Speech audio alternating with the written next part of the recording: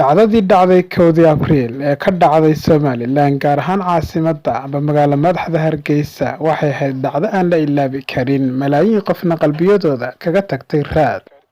Anigu waxaan ku sugnaa halkaan ka deganay magaalada Hargeysa goor abbaara 8 telefoonno ay istaba joog ah ayaa igu soo dhacay oo sheegaya in qaybo ka mid ah magaalada Hargeysa gaar ahaan bacadlaha uu dab qabsaday.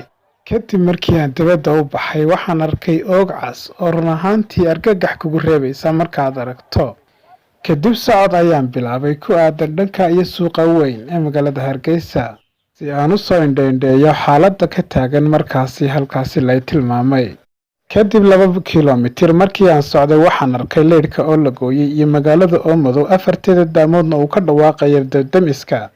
Kadib indhahaygu waxay qabanayeen ciidamo aad iyo aad u fara badan oo kala duwan hadday yihiin kuwa dabdamiska, ciidanka asluubta, militariga, taraafiga magaalada Hargeysa iyo weliba dabdamis aad iyo aad u fara badan booyadaha shacabka oo iyaguna ka qayb qaadanayay siday u bakhtiin lahaayeen dabkaasi ka holcaya suuqa Waaheen.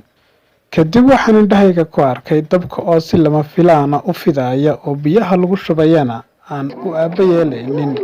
Goys kasta waxaa tubnaa malaayiin ciidan ah si ay u celiyaan dadka shacabka ah ee ku soo qulqulaya magaalada siday u bakhtiin lahaayeen amba ay ugala qayb qaadan lahaayeen hawsha dab bakhtiinta ee ka socotay suuqaasi Waaheen.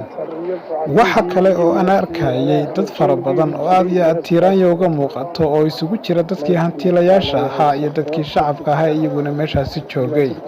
Murugadan ayaa ahayd mid taabatay dhammaanba reer Somaliland gaar ahaan dadweynaha ku dhaqan caasimadda Hargeysa.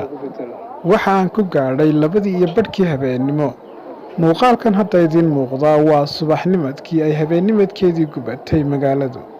Goobahan imika inoo muuqda waa meelihii ugu caalamisanaa hadday tahay bacadlayaashii, hiliblayaashii, qudradleydii iyo dhammaanba ganacsatadii suuqaasi Waaheen ka ceeshi jiray. Dadku habeenkaasi waxay ku dhawaaqayeen Allahu Akbar oo macnaheedu yahay Allah weyn iyadoo dadka ay ka muuqatay iimaaniyad aad iyo aad fara badan. Isgaarsiinta waddanka ayaa habeenkaasi khadkeedu cidhiidhi galay si aad qof ula xidhiidhaan aad iyo aad bay u adkayd. taasoo ay dad fara badani ka tabanayeen shirkadda isgaarsiinta ee Telesom inay habeenkaasi qabtay kaalinteedii mugga lahayd ee ku aadanaa gurmadka loo fidinayay suuqaasi weyn ee Waaheen. Inkastoo qadarta Ilaahay aan la baajin karin haddana waxa la odhan karaa habeenkaasi suuqaasi weyn waa u shufbeelay oo gebi ahaanba 10% ayaa la tilmaamaa in laga badbaadiyay.